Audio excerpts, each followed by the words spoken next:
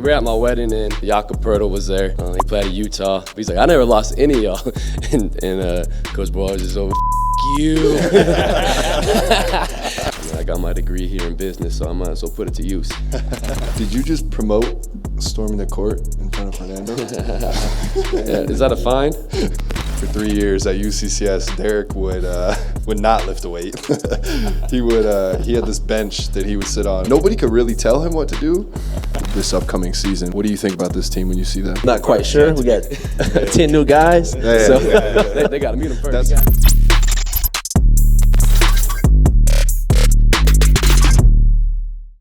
All right, everybody. First and foremost, thank you all for being here. We are extremely excited about not only what's going on with the beloved Derrick White here, but also to be here and give you guys a peek behind the curtain. You know, I told the crowd back here before we started that the whole reason we started this podcast was everybody knows a little bit about some of these stories, right? These players talk to the media all the time, but maybe the whole story isn't always getting told. So the idea today is to give you a peek behind the curtain, to continue to celebrate Derrick and talk about CU basketball, whether that's the past, the present, the future, whatever it may be. Crowd, please feel free to applaud, get excited. The more energy, the better for us today. Same for everyone that goes back here. But yeah, I want to lead us off. We have a couple very special guests joining us to start, and we're going to kind of cycle through a few today. So I'll run some quick introductions. Only the 7th athletic director in CU's nearly 100-year history, and already named one of the top ADs in America, Colorado Athletic Director Fernando Lovo. Welcome to the show. Appreciate it. Thanks so much. Appreciate it. Up next, I think all of you know him here, but he is the winningest coach in CU basketball history. 6 NCAA tournaments in 16 years and counting here in Boulder. Colorado men's head basketball coach, Tad Boyle.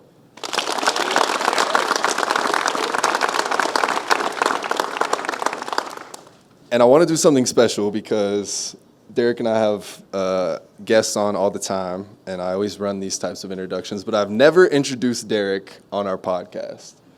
He doesn't like this already. It's a special week for you, and I think there's no better time to do it. So again, same thing here. Everyone here knows who Derrick is, but as a friendly reminder, he played for CU for 1 season under Tad Boyle. He led the Buffs in scoring, assists, and blocks that year. First team All Pac-12 and All Pac-12 defensive team. Drafted 29th overall. That year he won a G League championship. 2024 wins an NBA championship. 2024 wins an Olympic gold medal. And in that same summer, he signed a 4-year, 9-figure extension. 3-time NBA All-Defensive Team, first team this year in 2026. And my personal favorite, 2025-2026 NBA Sportsmanship Award winner. There's only one guy they pick out of the league every year, and he got it this year. So just a kid from Parker, Colorado, who nobody wanted, now one of the most decorated players in Colorado history, and your new president of basketball strategy, the Buffalo, Derrick White. Yeah.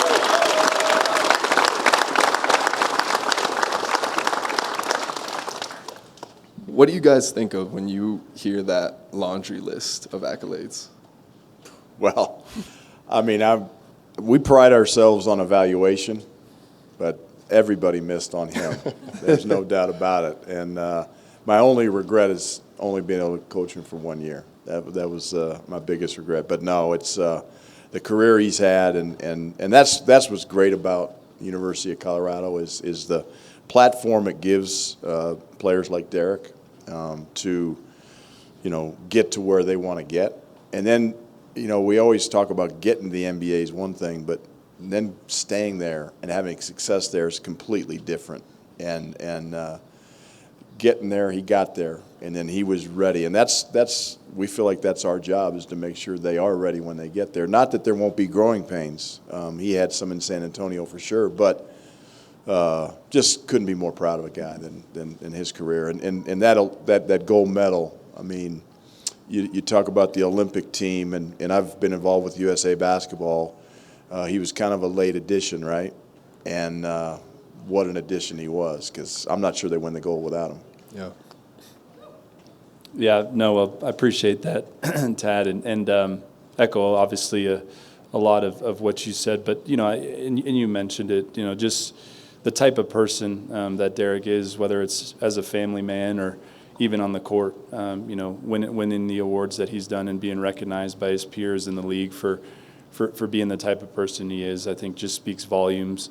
First and foremost, to the type of individuals that Tad has recruited throughout his time here. We have, some of our former players and current players sitting behind us. And in my short 6 months here, every player that I've interacted, whether that's come through this program or is currently in our program, is just a great human being. And that makes my job a lot easier. And what better representation of that than Derrick? And so for us to be here, to be celebrating Derrick, to be able to celebrate CU basketball. And this athletic department is just so special. And you said only the 7th athletic director in 100 years. I mean, that's incredible. It speaks to just how powerful and beautiful this place is. Look at this backdrop. Can we hear it for our students that are here today? Look at this. Yeah. We have over 50. We have great support, and we're all rowing in the same direction. I've said it. A united CU is a reckoning, and starting this process since I've been here and getting a moment like this to celebrate, to get that momentum going, is just so special. So Derrick, appreciate you, man. We love you, and thanks for everything. Yeah, man. That's 2 great answers. But now I want to hear from you, because even you and I haven't really talked about it. I know that there's a lot of unknowns, and we talked about it in the press conference. But walk us through the new title, and what are you most looking forward to, right? With the fact that there's unknowns and you're not entirely sure what's to come, but what's something you're most excited about? I'm just excited for the future. I think getting to hang around the team, I think is kind of like exciting for me to kind of help them reach their dreams, to support these guys that are coming to CU for an opportunity, to support them as they play a lot of their dreams of Division I basketball. So I think as obviously with college basketball is changing a lot, but these are still kids that are just going for their dreams and figuring out who they want to be, how they're going to grow up, and that's the exciting part. And obviously there's a lot of unknowns, but I'm surrounded with amazing people around me. And it's just been really exciting to get to know Fernando and the whole team that he got around him. And we all are going for the same thing, which is to make CU special. And I'm going to have a lot of fun with it. I'm going to learn a lot. And this is home for me, so it's going to be fun. And I mean, I got my degree here in business, so I might as well put it to use. Derrick, I heard you're a fan favorite in Boston, so we got to get the Garden rocking all these shirts so we can see it during the game. So it'd be cool to see. I'm sure the people out in Boston already got it somehow. They're insane.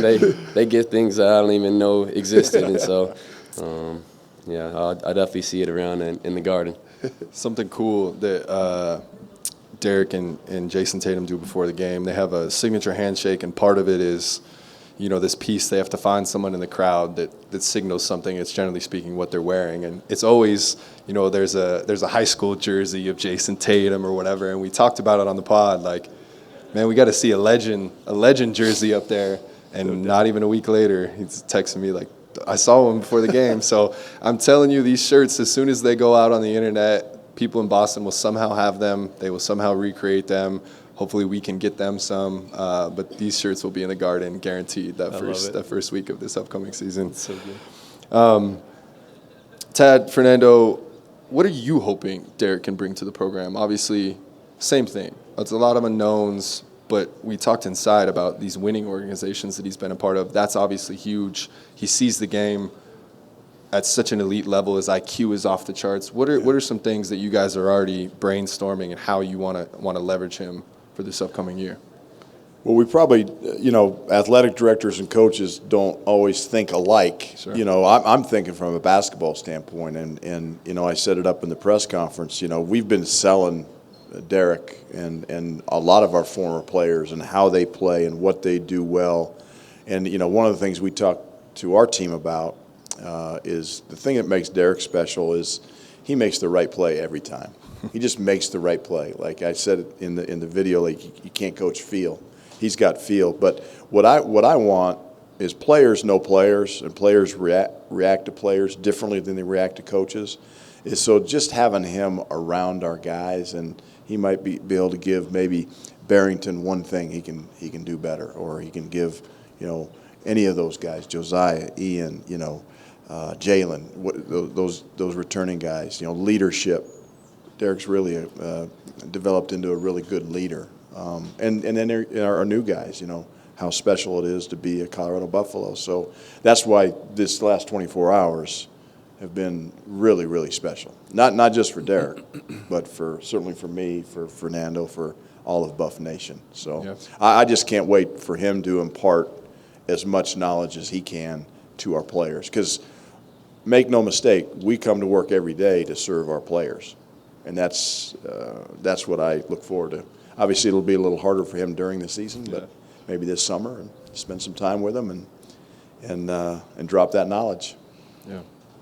Yeah, and I'll just add, from my perspective, as we talked about this, and obviously Josh, who's not here with us today, we're kind of strategizing to best utilize, Derrick's skill set to help us advance our department. And I want to say our department because Derrick is fully invested not just in CU basketball, but in everything that we do. He comes to football games. I told the story in the press conference. He's texting about lacrosse and loves soccer, about volleyball, the whole deal, right? I mean, he's a sports fanatic, and he loves the competitive nature of sports, and he loves CU. And so for me, in my chair, a lot about what we do is just inspiring folks and really creating momentum. And what better individual to do that than Derrick, who loves this place, is one of our own, Colorado's own. And so I see it as really kind of a monumental moment for us to really get that energy, that momentum, that inertia behind this department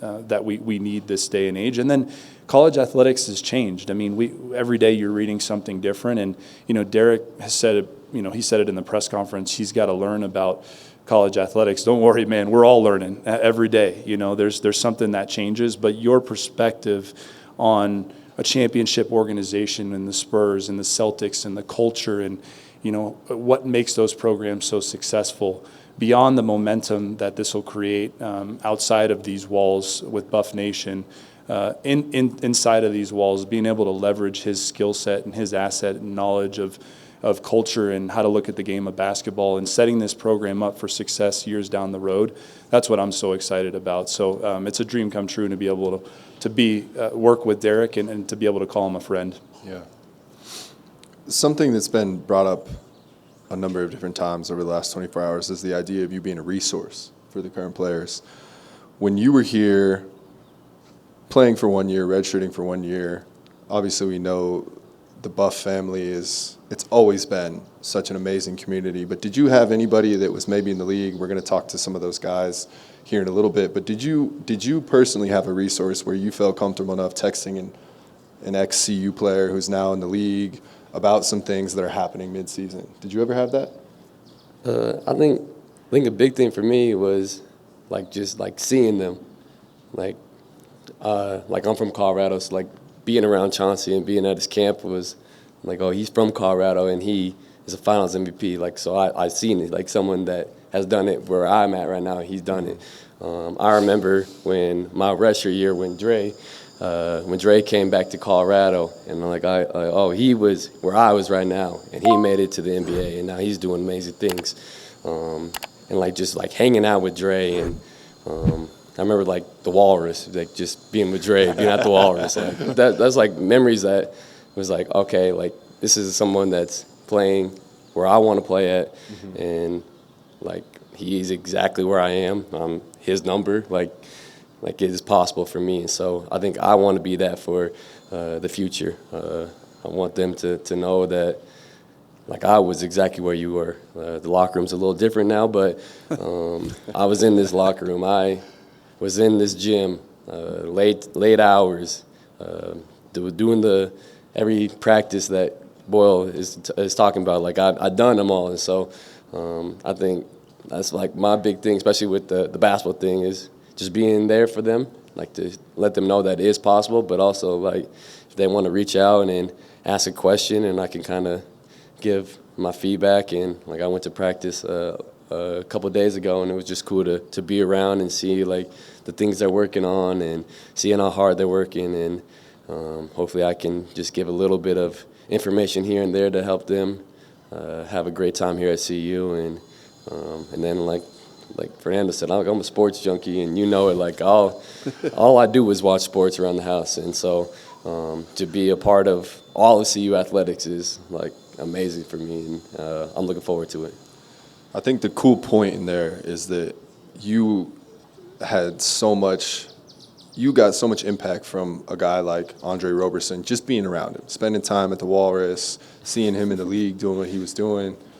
I think it's like another layer now that you're open and willing to text the guys and say, like, yeah, let me give you feedback on what I saw in this game or whatever it may be. So I think the point I want to make to these guys sitting over here is, like, leverage him, right? You know, he's offering it, take advantage of it.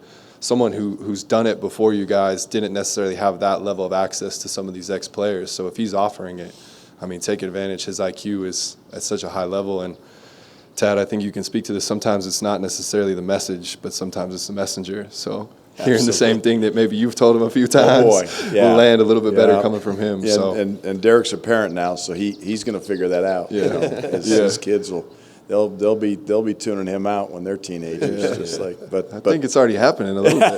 no, they were well behaved last night. I got a good thing right now. I got to enjoy it while I can. But yes, when they become teenagers, it's a whole different animal. Yeah. But no, you're exactly right. I mean, the message that Derrick gives might be the same message that we give as coaches, but it might be received differently because of who's giving it. So it's a great point. Absolutely. Well, Fernando, we've been building it up. I want to give you the space to kind of wrap up this first segment with something special. So Yeah. Go ahead. I appreciate it. Well, first, we had an initial conversation at our great event last night about of the former players here. If we threw the ball up and tipped it, who would go home with the trophy? And no one ever. The score was never settled. So I'm curious to see where we end up with that, because there were some high emotions in there last night. So we had that talk last night at dinner. Oh, okay. I don't think it's ever going to be solved. Okay, I saw a lot of faces there that say no. I think I still got it. But no, I appreciate you letting me have this moment. And again, thanks everyone for being here. Thanks Derrick for giving me this opportunity to be part of this special moment, and really excited to continue to grow this. And to our students, I'll just say, I'm speaking to the group that's here today, but to all of our students, and this is my job, we need that event center rocking. We got to have that student section packed. We've got to, the students bring the energy, and I've got to do my job to ensure that we're making it a fun and exciting environment, and we're working our tails off for that. But I've already talked to Derrick about what are some things he can do and help with to really help that experience. So students, we love you, we need you there, and we appreciate you. But the one surprise here that I've been holding, and I haven't messed this up yet. My team has said, don't tell Derrick, don't ruin the surprise. And so I think I've done my part and haven't ruined it. But I'm excited, Derrick, to tell you here today that we have officially commissioned. You talk about jerseys in the stands in Boston. We've officially commissioned a retro jersey from your days here that will have very limited quantities this year, but we will be going to retail next year and take this out to Buff Nation. And on the bottom it says right there, "Dare to be great," which was the title of that video last night, which if you haven't seen it, we shared it on social media. It's a tearjerker. And so Derrick, again, I know this place is special to you, and you are absolutely special to us. And so we hope that folks buy this jersey up, carry this legacy on, and that we see a lot of these in the stands when they're cheering you on. So long overdue, but my team, we got it done. They worked hard on it. And so, again, just a small token and thank you for everything you've done for us. And we thought about putting Mr. Prez on the back instead of white, but we stuck with white. So the 2-1 with white on it, we're excited for this to come out. And students, will hold some back, and we'll encourage you to come come to some games, we'll have Derrick sign a few and give you some incentive to come out and support us. So, again, long overdue, but just a small token of everything that you've done for us. So, looking forward to seeing this out there. Appreciate you. That's pretty cool. Yeah, I like that it says white because when I see 21 buffs, I even think it's for Dre or Evan. So, now I know it's for me. That's pretty special. I appreciate it. Thank you. Absolutely. Yeah, That's amazing. No question. Well, Fernando, thank you for joining the pod. I think that's no better way to cap off this first segment than the jersey unveil. And yeah, same thing with the T-shirts. Those jerseys will be all over TD Garden this year in limited quantity for sure. But that's exciting. Everybody give it up for Fernando. Thank you for joining. Go Buffs. Yeah, boy. Appreciate you, man. All right, we got another special guest and a little insider info. This is Barrington's first podcast, so he's going to crush it. We've got a lot of Barrington fans in here today, but I will give him his introduction as well because I'm on a roll with the introductions. Best field goal percentage of any guard in the Big 12, top 10 in the nation in assist-to-turnover ratio, and his own head coach, Tad Boyle, just called him a top-tier point guard in the best conference in college basketball. Going into his senior year, number 24, Barrington Hargess. Welcome to the show, man. Thank you. I appreciate it. Thank you. I'm really excited because this conversation has flowed into Derrick being a resource for you guys. What does that mean from a current players going into your senior year? Obviously, you've had a lot of people impacting your journey thus far. What does it now mean to you to have someone like Derrick that you have the ability to reach out to, speak to, be around? What does that mean for you? It means the world. I'm kind of in that position. I came here as a transfer, and to see somebody take the Buffs jersey and wear it as their own, and take it with that much seriousness, and to come back and give that much to this program and to this school, it means a lot, and it's something that I hope to do, and I know that that's something that the guys behind me also hope to do. Yeah. You talk about being a transfer. You were also a transfer. Obviously you had a great career, UC Riverside. Appreciate Everybody started to notice you, and you ended up here. What was it like stepping onto campus, coming to the Big 12? Did you have a moment? Obviously, we talk a lot with NBA guys. You have a welcome to the NBA moment. Did you have a welcome to the Big 12 moment? Big 12 moment. Yeah. I'm gonna say my welcome to the Big 12 moment. It was our first road game against Cincinnati. They came out with a 10-0 run, and it was just different, just to feel that level of intensity with like the crowd behind them and stuff like that. It was a different level of physicality from what I was playing against in the Big West for sure. Yeah. What about you? Did you have like a welcome to, I guess, D1 or at that time Pac-12 moment? I feel like mine I had that redshirt year, so I had that year kind of to figure it all out. It was the whole year? Yeah. But like that first month was like eye-opening. Like I was struggling in the weight room. I was struggling on the practices. We had pickup games. My team was losing. Like there was like that whole first month, I feel like I was maybe I was like in over my head. I don't know what I was thinking that I could go D1, but like him not having that redshirt year, I think you get thrown in. You got to figure it out.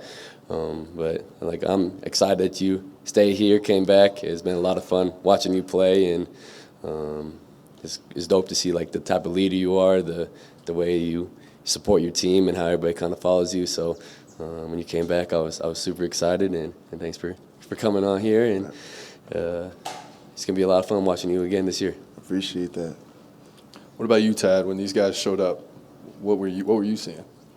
Well, you do it year after year after year. I know, like I said, my big regrets, Derrick only got a chance to play here 1 year. But I do think that redshirt year was critical for him. And, but that's just another, example of how times change. And the thing that both these guys, to me, share is their efficiency. A lot of people talk about guys that can shoot or guys that can defend or guys that can pass or whatever, but the efficiency that they both play the game with, like, is off the charts. I mean, Derrick is one of the most efficient NBA players. He was very efficient when he was here. Barrington, his year last year, was, I mean, one of the most efficient that I've coached. You know, to be honest with you, almost a 4-to-1 assist to turnover ratio. It's crazy. You know, big time 3-point shooter. Didn't force things. One of the things, Barrington came here. One of the reasons he chose to Colorado, when we talked about it in the recruiting process, is he wanted to be a consummate point guard. Like, he was a scoring point guard at Riverside. Like, he scored 20 points a game.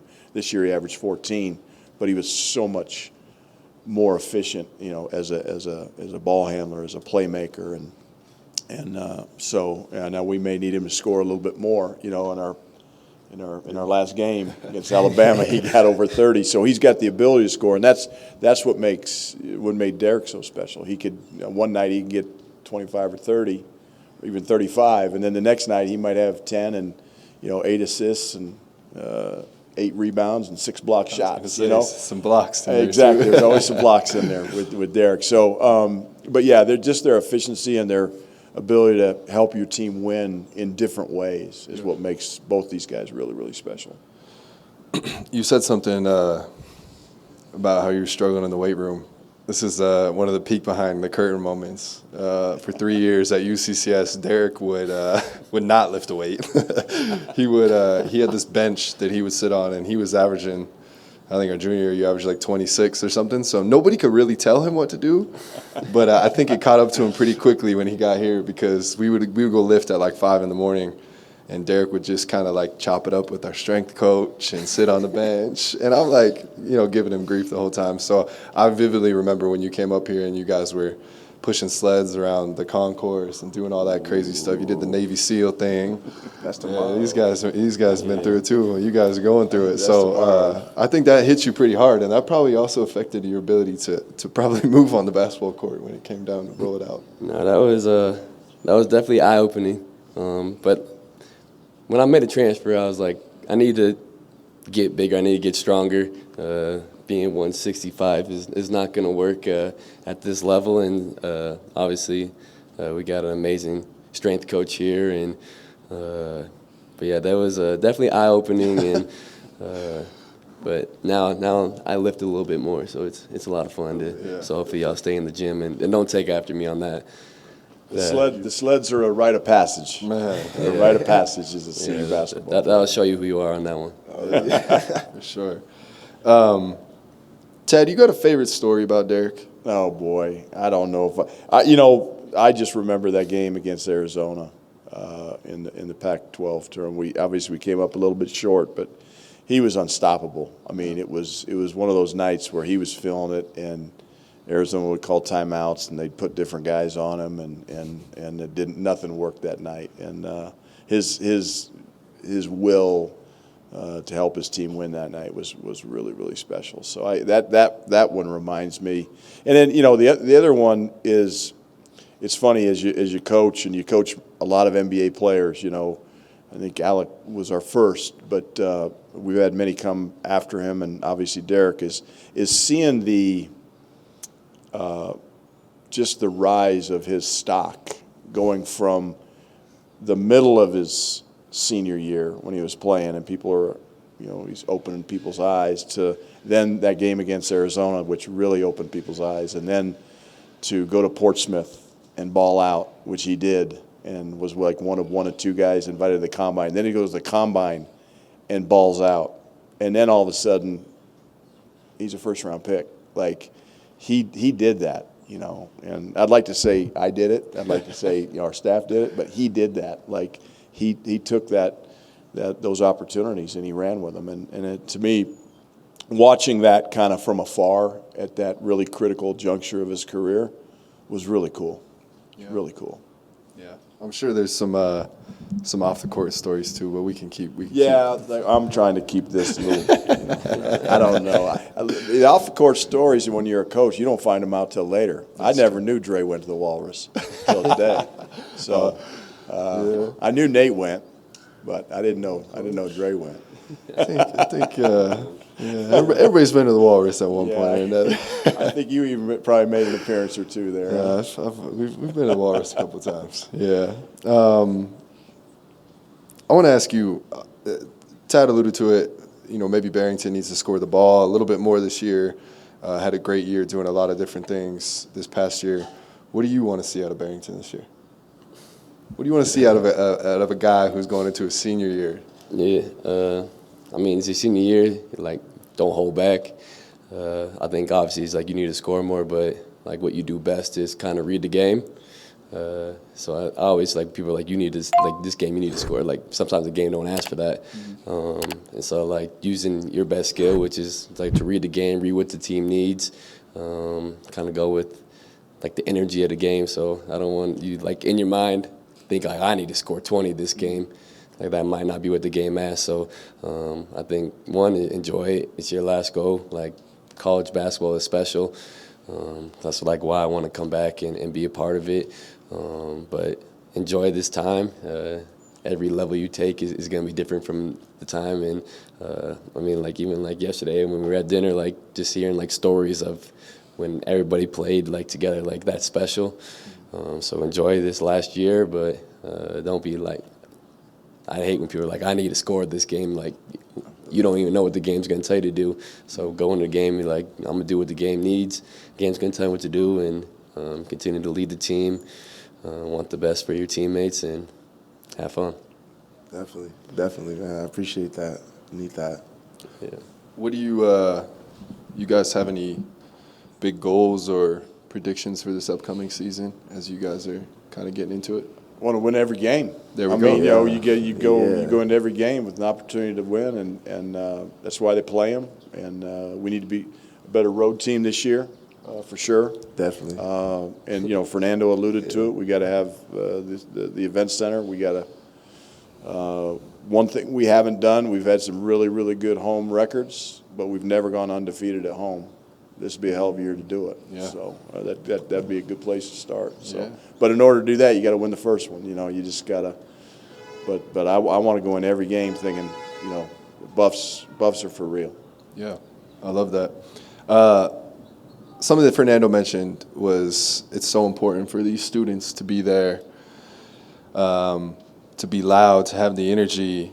You talked about your kind of welcome to the Big 12 moment is that atmosphere that you were playing in. What does it mean to you from a player's perspective when it's packed out at home and the students are going crazy and we got the banana suits and whatever else is going on back there? I love the banana suits. Like maybe they need to hear from you how important that is. Nah, it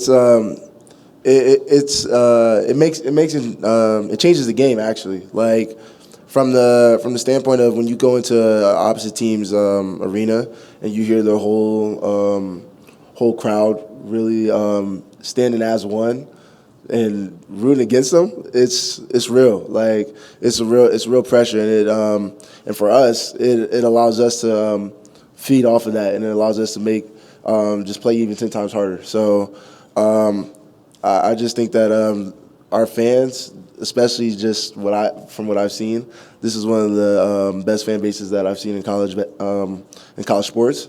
So just to have that be around us and back us up is going to be big this year.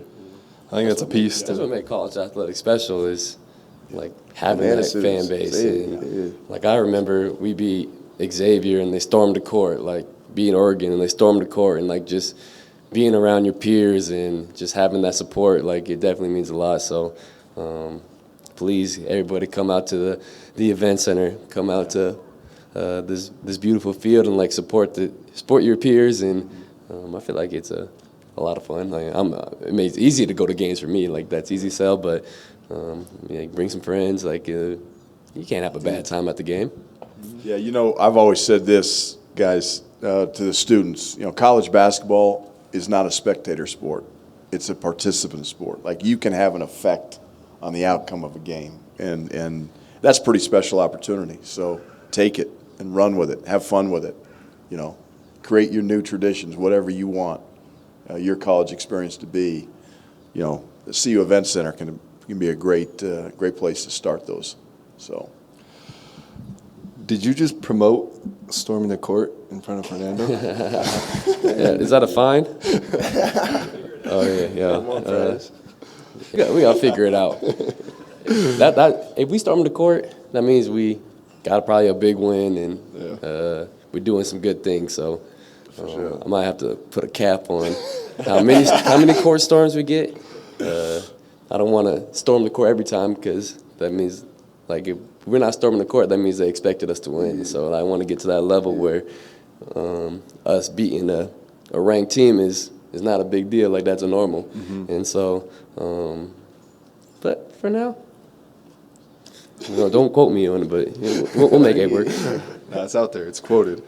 Thank you for joining, guys. I think it's so unique to hear some of these exciting things that are coming.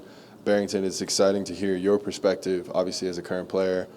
I know that Derrick and myself and kind of everybody in this room are expecting a lot of exciting things coming from you and the whole team this year. So continue to be you, man. I tell Derrick all the time, like, all you got to do is be you. And I think that you've got a good grasp on that. And, we're excited for this upcoming season. So everybody give it up for Tad and Barrington one time, please. Appreciate it. Good job, bro. Appreciate it. Okay, we got our final segment. I said at the beginning we're going to talk about the past, the present, the current and past, or present is the same thing.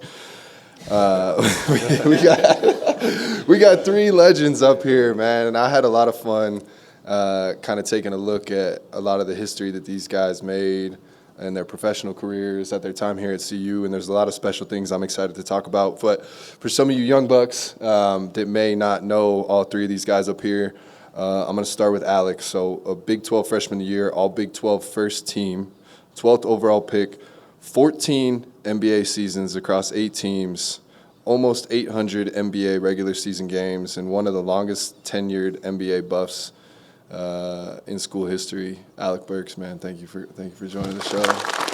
Appreciate it. There was also a lot of chatter last night about, if we drop a ball and who's going to come out on top. I heard Alec's name coming up a bunch. So it's understood. Don't need to be explained.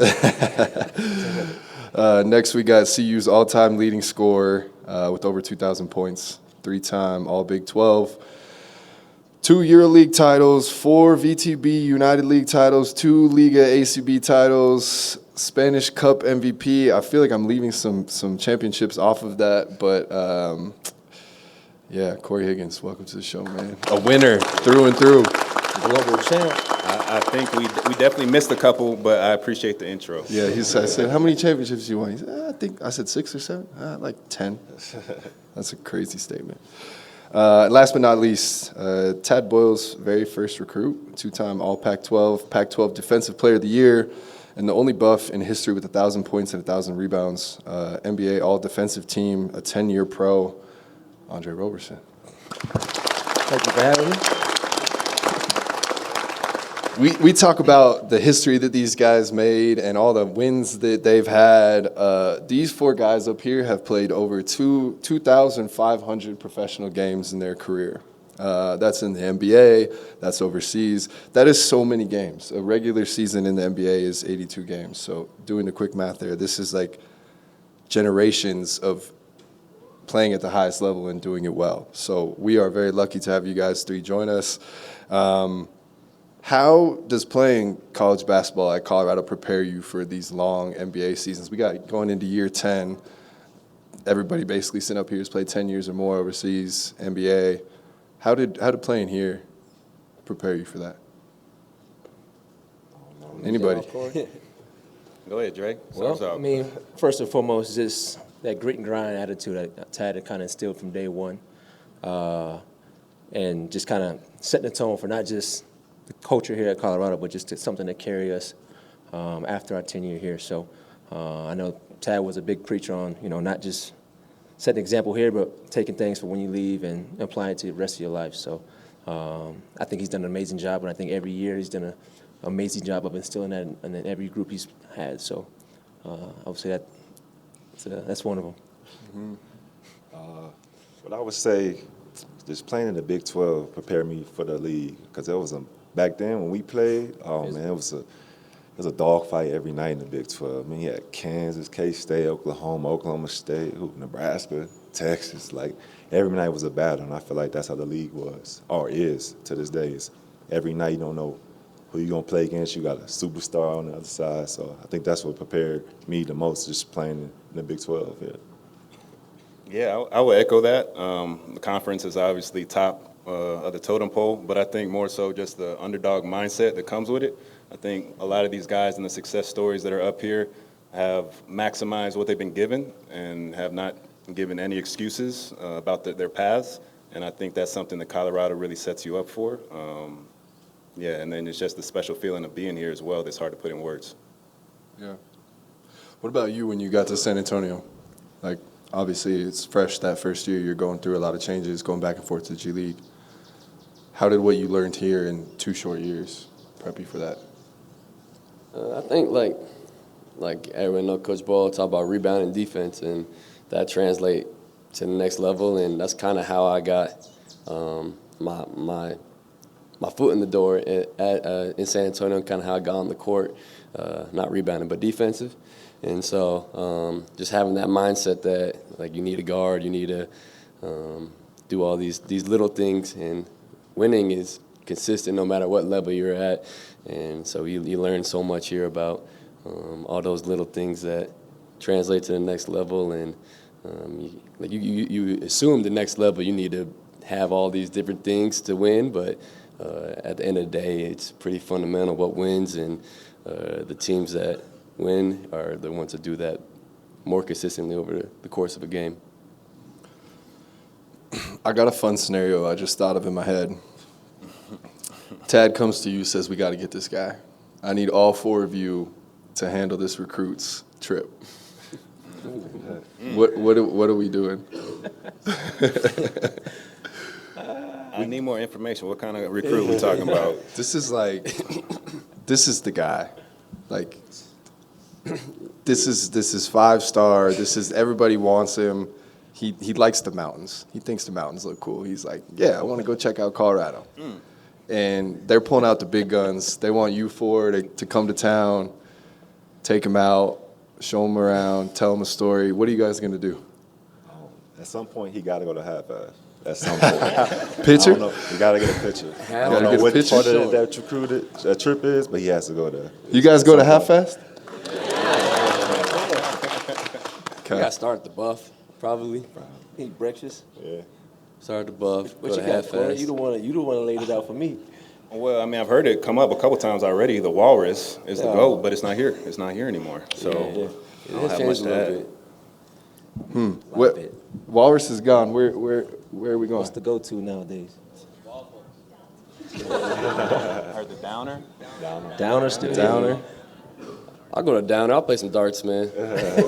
I'll play some darts. I'm not very good, but I'll play. Yeah. Okay. All right, I'm the recruit. I'm committing, 100%. You guys take me there. I get to hang out with you guys. Tad, this might be a good recruiting team. Yeah, keep them here. Pit stop on the hill first. Yeah, you got to touch the hill, too. Gotta touch hill, the hill. half-ass, you good. The hill. Then hit Pearl. Yep. Walk on down. Yeah. Yeah. Where's your late night? Where we eating at the end of the night? Depends. You get Pasta J's or the Cork. I don't know if the Cork's still in it. Pizza Colore? Cosmos? Cosmos, Spicy Ranch. Spicy Yep. Ranch. Man, Cosmos. Send the recruit home with the mason jar of Spicy Ranch. As soon as we're done going out, get some insomnia cookies. Oh, yeah? Go to sleep. Oh, man.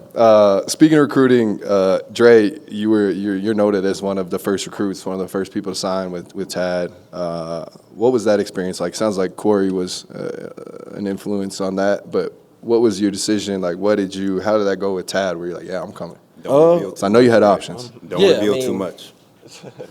Definitely had an option, but, I took an unofficial first. I think it was to go and meet Coach Boyle while he was over at Northern Colorado. They were saying he was going to be most likely going to be the new head coach in town. So I was like, all right, let me come over here, take an unofficial, go meet him over there. Got to know him a little bit. I really liked him. And then I was like, all right, cool, because this is in the Big 12. So I'm from Texas. Shout out San Antonio. But I wanted to kind of stay closer to home. So they were in the Big 12 at the time, and Tad and Pre kind of hit it off, and Pre was at TCU at the time, which kind of helped me get under Tad's administration, and I really got to I grew fond of the coaching staff, so I was like, all right, let me take it official. Came up here and immediately fell in love with the campus, so I think we can all sit here and say it's one of the best in the world. But, I mean, from right away, like I said, when I stepped on campus, it just felt like home, so it was kind of easy decision for me.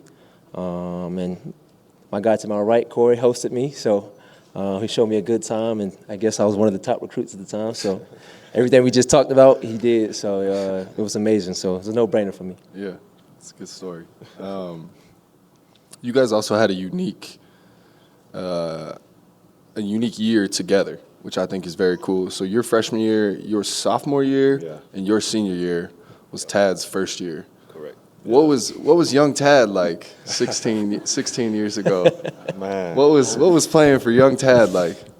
Fiery. That's a better question for him. Yeah. Real fiery, passionate. Yeah. Man. All the above. All the above. All the above. I Great mean, coach. obviously with us three, that's a lot to kind of walk into it Yeah. and handle. Not just us three, but we had a loaded team with Marcus, Levi, Austin AD. Dufault. Yeah. Like Nate was on that team over there, coaching staff now. But it was a lot of talent on that team. So I think that question is more so for him, like how do you handle us? But he made it real easy. I mean, Tad's a great coach.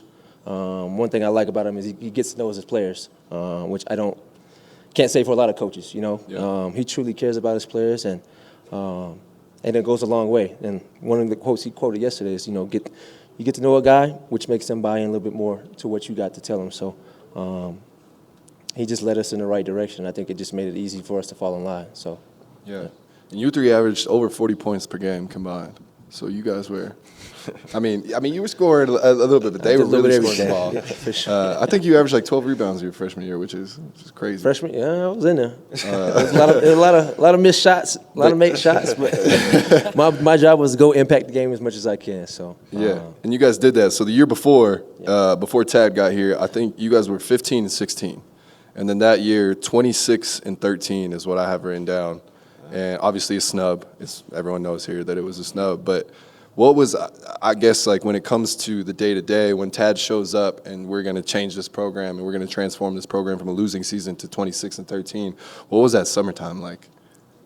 There was a lot going on. That summertime. And I think, like, this is a genius of Tad as well, because it was a project before he got here, and I was here 3 years, and I had seen it built from the studs up, because we were pretty bad, to be honest. And then we had that record, I forget what it was, 15 and 13 or whatever.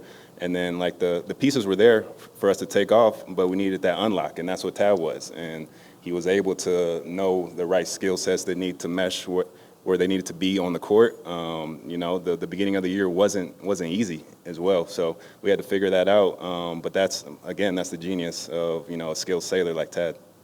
Yeah. What did you think about that year, Alec? You were that was your last year here, and you were obviously playing great basketball. Was part of that unlock to be able to propel you into the league after that year? Was part of that Tad coming in and kind of changing things around for you? I think so. I think he helped me become a better player, a better man. I thought I was a man back then at 18, 19, but I really wasn't. But I think just him coming in, just showing me different things as a coach, as a man, I felt like that helped me become a better pro, because my sophomore year, it was crazy for me.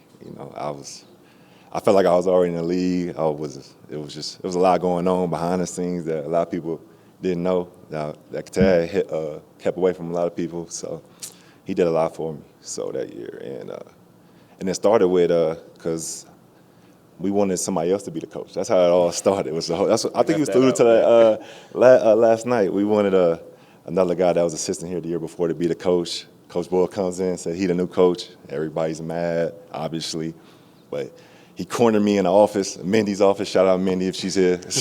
He cornered me in, talked to me, calmed me down. Said he gonna be my mom's. We talked. I was like, man, if he could willing to do that, I can run through a wall for him. So that's what we did. And look, 17 years later, 18 years later, we still good friends, good coach, good man. So, yeah, good guy. Wow. I don't know you had to corner you like that. Yeah, he cornered me. Yeah. Him and Mindy, they go corner me, but either way, it worked out, man. We had a great conversation. He had a great conversation with my mom. If he never did that, who knows if I would have been a lottery pick, because I probably would have left school, so I would left Colorado. Yeah. And then Cory, you've been under different coach for 3 years at that point. Like, how did you feel about things kind of being transformed and changed going into your last year? Like, how were you thinking about it? Yeah, there was a lot of options for a lot of people. Similar, I was weighing those options, either to go try my luck with the league or transfer. Yeah, it was a lot to wade through. But I think at the end of the day, what brought us together, like, was the locker room and the brotherhood that we shared. And I believe we had, like, a couple meetings, came to the locker room, and everybody just talked freely about how they felt. And I think the main thing was that we just wanted to stick together and see it through. Yeah, but it wasn't easy. It wasn't easy at all. But, you know, you got to lean on your brothers at that time. Yeah. Yeah, these, like, everybody's got to come together and kind of lay it out moments that happen at every level. We had a couple of them at our time at the Division II. I remember when Snyder went one by one in the locker room and tore us all to pieces, and then we went on like a 20-game win streak after that. But there was another time, remember at Fort Lewis? You want to tell the story? Which one? They dropped. they kicked us off the bus. Yeah. This happens at the Division II level. This doesn't happen. So we had like a $20 limit or something. Not like $10 limit, whatever it was. But we weren't allowed to have fried foods. But like the mac and cheese came with a fried chicken, and so everybody got it. And so the coach pulled us over at probably like half a mile from the gym, and was like, all right, you guys got to walk the rest of the way to walk off the fried chicken. And like Fort Lewis was really good at the time. Like I think they were ranked, and so, but we ended up winning that game. So somehow like weird little things like that like kind of brought us together. Like, you know, coach is crazy. Like, what is he doing? Kind of brings you together. But it's all that about that brotherhood, and like it's dope to hear you guys. Like obviously y'all still connected to this day, and that's what makes CU special. Is like this is kind of where you find friends that you can lean on for the rest of your life. Mm-hmm. You guys didn't have to walk to your game, but you definitely had one of those moments where everybody was like, all right, we got to hash this out. We can't go on like this anymore. And ours was like a little bit more built up from just the fried foods, but I think they kind of use that as an excuse. We had been losing, and like everybody was mad at each other. We were mad at the coaches. Then when the bus just pulls over, and we're like, school's up there. Like, what are we doing? So, yeah.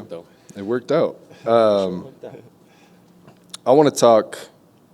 You've got an NBA championship, a G League championship.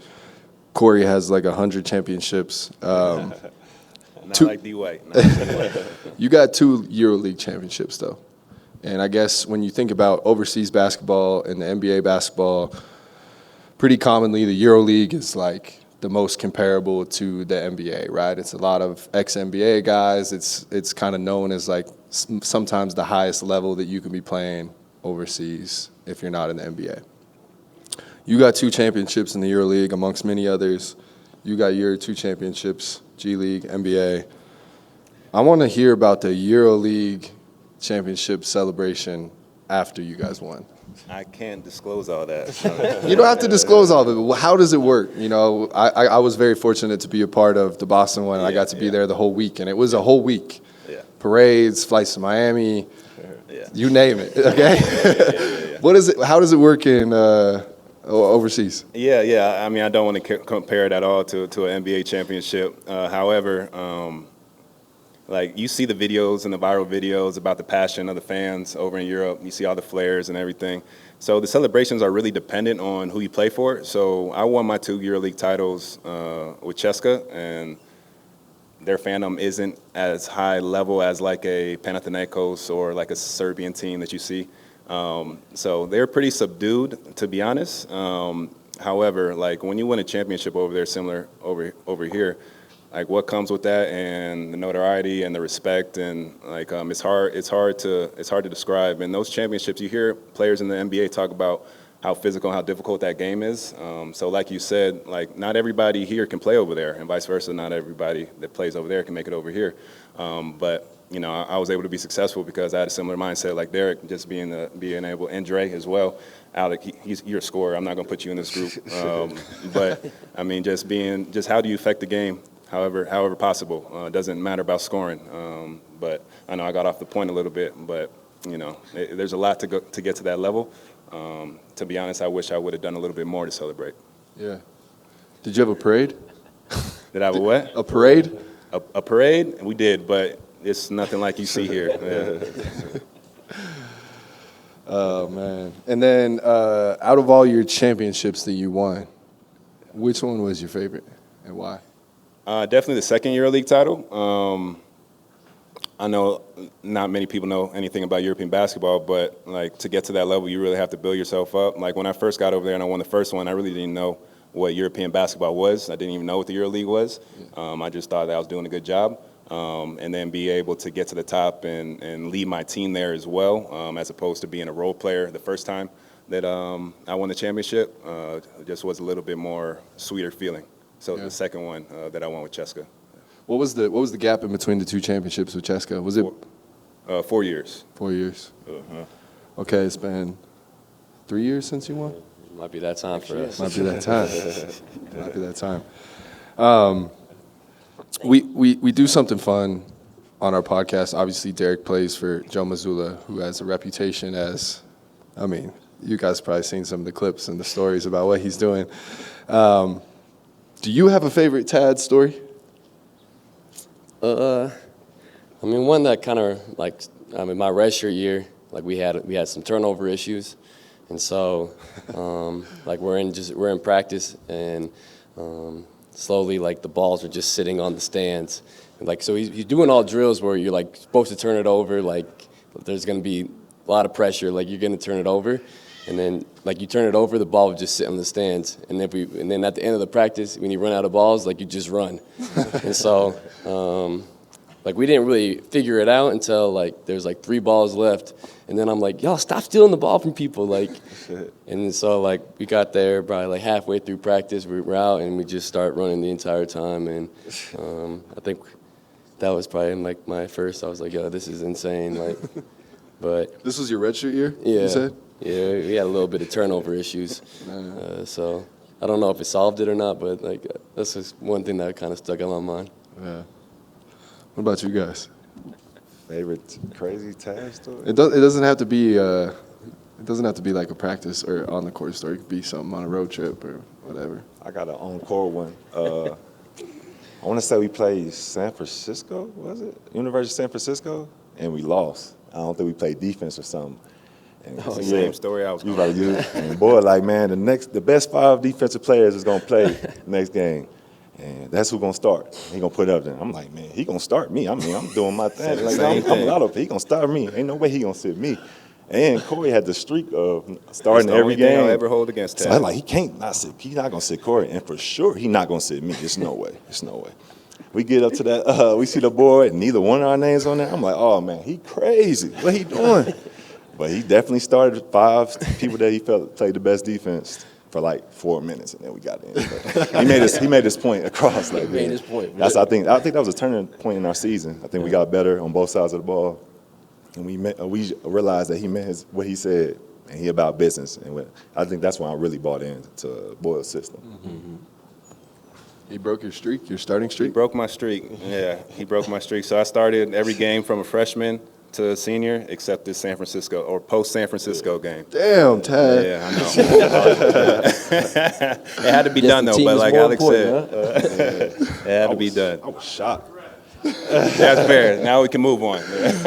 Oh man, there's no way he do that to Cory, but me.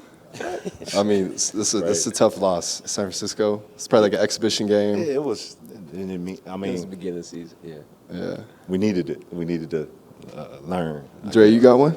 I don't know if it's necessarily like a funny story, but I do have a significant memory. I think it was when we won our Pac-12 tournament.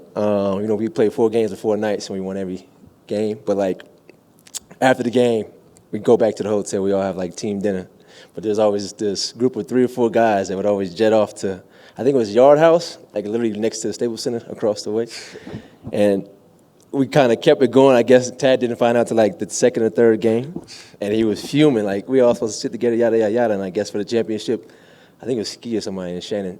But they got into it. Well, he's like, all right, well, I'll just let you go after, as long as we win the championship game. As long as we win the championship game, you're good. So, long story short, they kept sneaking away and getting food, but we ended up winning it all, and it all worked out. So, Did everybody go to the Yard House after you won? there was a bigger group that went at the end for sure. We all had some beers and stuff, so and celebrated, but it was a good time. Oh, that's good. I thought you were going to say he pulled up on you at the Walrus or something. No, I have one off the court. Okay. So at my wedding, which Tad is a great person to hang out with at weddings. Great wedding guest. Yeah, he's a great wedding he's a guest. great But guest. before you tell the story, Tad, I got you on camera, man. Josh Repine's wedding at the top of the mountain, up in the mountains here in Colorado. Night gets going. Tad's a blast. We're having drinks with Tad. He's chopping up with everybody. Dance floor starts to open it up. The sun starts to go down. You had to ride a shuttle down from the wedding. And the shuttle is like brightly lit, and it's like pitch black in the mountains, right?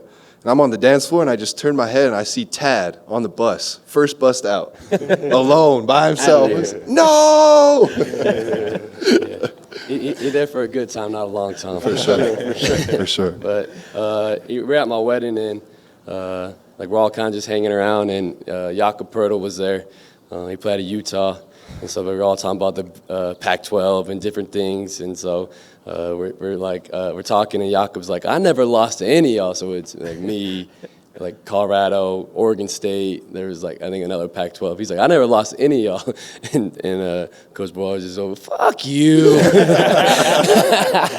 And honestly, that's like one of my highlights of my wedding, and it's hilarious. Just like across the room, just screaming at Jakob, and it was a great time. That was good. Yeah, that was funny. Shout out Tad, man. You could hear it across the room. Yak definitely hit a nerve.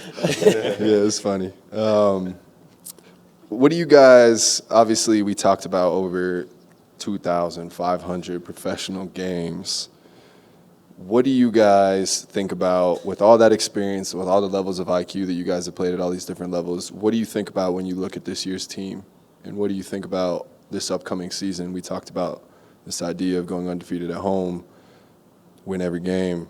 What do you think about this team when you see them? What are you guys predicting? They got to meet Not him quite first. sure. We got 10 new guys. So They got to meet him first. That's a good point. We'll That's see a the good first point. couple of games. We'll definitely be tapped in. See what we got in store for sure. Yeah, that's a good point. I forgot there's 10 new guys. Man, 10 new guys. It's different nowadays. You know? Yeah. What do you know the team a little bit better? I think you've been a little bit closer these past few weeks. What do you think? And you got a good prediction for this upcoming season? I want to get it on tape so when it's right, then we can play the hits. Yeah.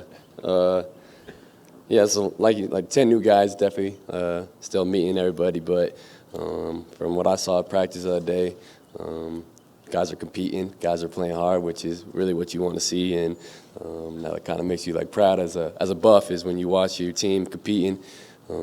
Like in the league, like it is always dope when your team get a win against some other team in the locker room, and so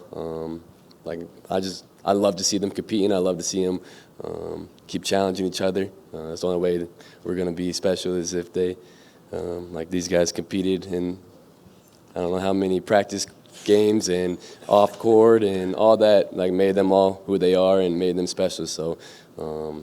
Like I hope you guys take this opportunity to, I'm going to the gym. Like I don't want him to outwork me, like type thing, and have that motivation and like y'all just keep working for that same goal. So it'll be a lot of fun watching you guys. We got y'all support and go do your thing. We had a couple questions from the crowd during the break, and I really like one of them because there's a bunch of different eras of CU basketball here, and it could just be a quick hitter. But who, during your time while you were at CU, was like the most influential buff that you kind of, obviously you talked about like Dre being somebody that you were watching from afar. When you guys were here, who were you thinking about and who were you watching during those years?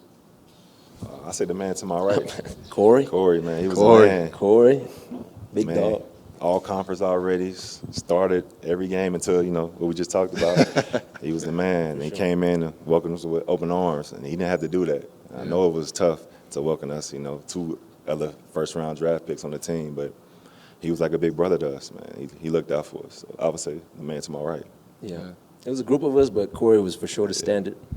You know, kind of set the tone. Obviously being here alone, but just that shoulder and then that experience to kind of lean towards and give us advice when we needed it. So him, Shannon Sharp, Marcus Relford, and Austin Dufault, that kind of close-knit group with Nate included, kind of was that brotherhood that kind of set the tone for everybody. So, but Cory, Javon were definitely at the head of that.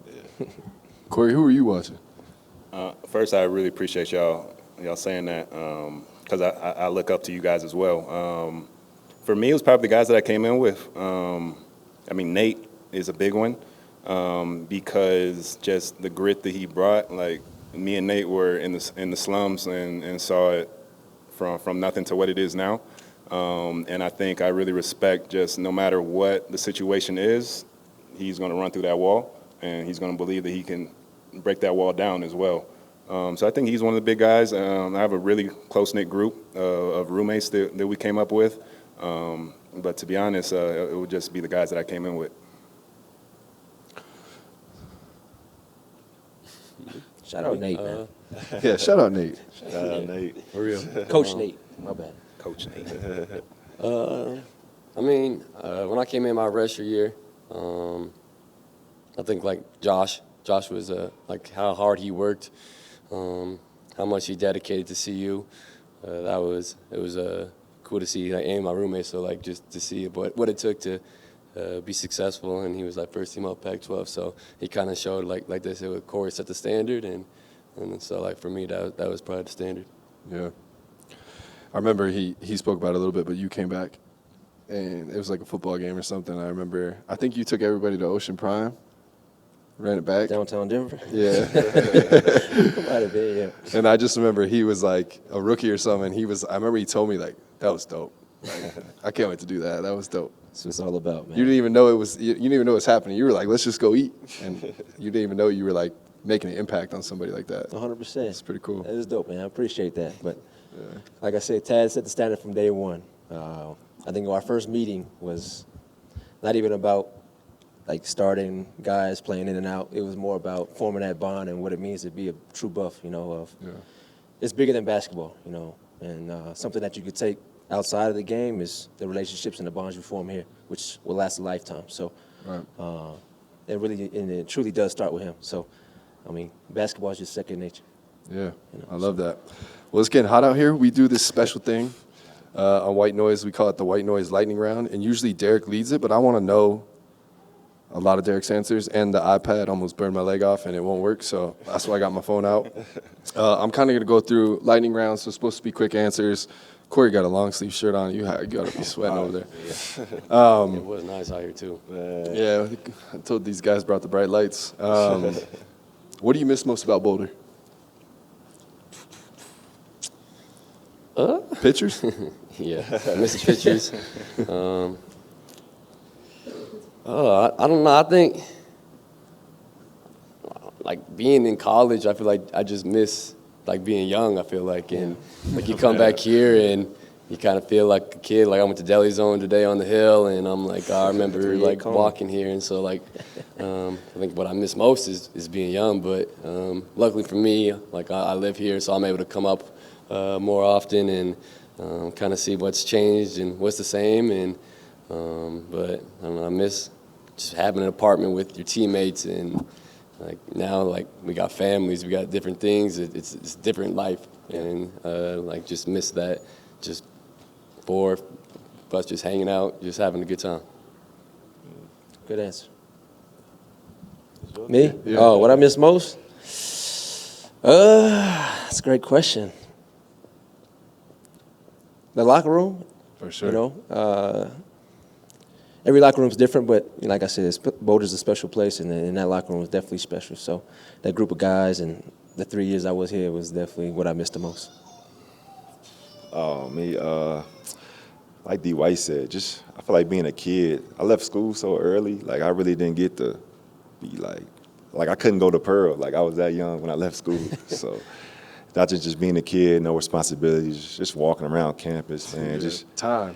man, just What am I gonna do today? Yeah, you know what I'm saying? Just going to class, meeting like people, like just being around regular students. Like even though we all regular students in a sense, but just walking around, going to the just football game, like just being a kid. I think that's the one thing I miss. Yeah. What about you, Cory? Yeah, exactly that. Well, the mountains is my short answer, and then it's exactly that, and no responsibilities. You know, being as a aging family man, you actually understand what responsibilities are, and I wish I would have known that when I was 18 to 22, and how special that time was. But yeah, it's just a freeing feeling. Yeah, the brotherhood, all of it. That's a good answer, man. Yeah. I remember the days where you're like sitting in the locker room for like an hour and a half, 2 hours after practice. Like, what are we doing? Just hanging out? Can't do that. I don't have 2 hours now. I got 2 hours to sit around now. As we're sitting around for 2 hours. Derrick White in one word.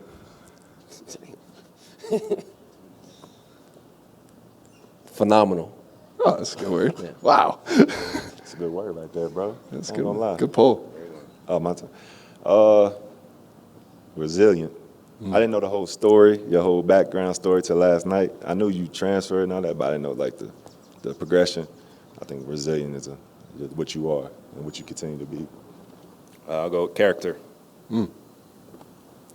Tad Boyle in one word.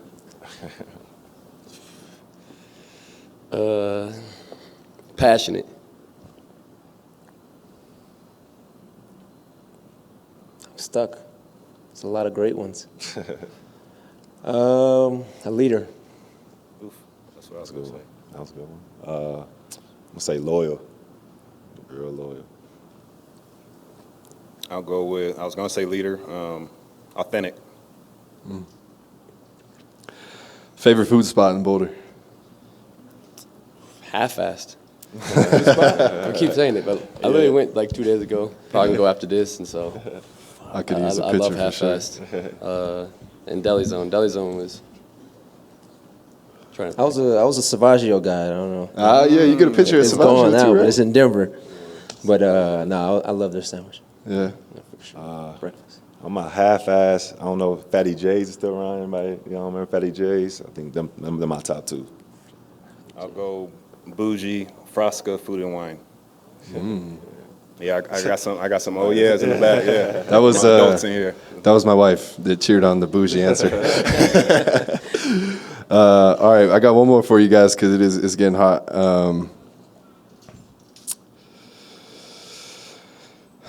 I got two good ones. I don't know which one I want to ask. Favorite game of your career? SCU? Or In your whole career? I mean, it's got to be like Game 5, winning the championship. Just like you finally reached that pinnacle, the goal that you set out, and you think nothing can take you down. And so I think winning Game 5 and just celebrating with my family was pretty special. Good answer. I got a lot. A couple with these guys, but I'll say probably the one, I'm going to go with the Boulder one, the Pac-12 championship game. Because it really took everybody to win that game against Arizona. And I think that kind of exemplifies who the Buffs were as a unit. So Yeah. I'm gonna go a Boulder game too. When we beat Texas, I think Texas was number one, and we rushed the court. I want to say, and they let me in the bar that night. So 19-year-old in there. So that was They let him in. You got to see what the inside looked like. Yeah, facts. Let me in Wars. Let's go. That's the exact game I was going to say. Yeah, it's that night was special. Yeah, we need another pod for that night. Yeah. We got to break that night down for sure. Yeah, we had a time. Walrus got burnt down that night. Wow. Well, thank you guys. You know, I appreciate you sitting out in the heat with us. I know Derrick and I were super excited. We were kind of working through who was going to come on, and we were really excited to have you three, and obviously Tad, Barrington, Fernando. Thank you guys for coming on. Thank you, everyone, for making this such a special 48 hours for Derrick and his family, giving us the opportunity to do this out here with all you guys. Thanks for coming out and sitting in the heat. We appreciate it, man. We've actually never figured out how to end a show, so that's a wrap. Thanks for Thank you, having us, guys. I'm glad.